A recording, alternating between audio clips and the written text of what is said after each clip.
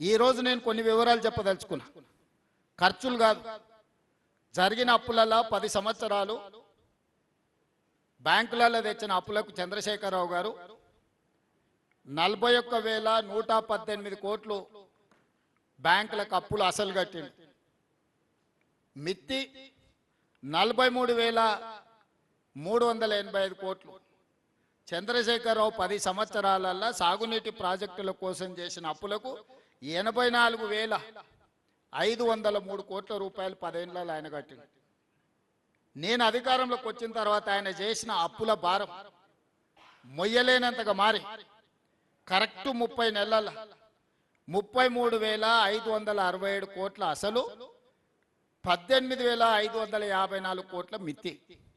30 నెలల్లో చంద్రశేఖరరావు చేసిన పాపాల బైరోడు నాకు అందించిన ఈ అప్పు 52,120 కోట్లు ఈ నెలకు కట్టిన నేను.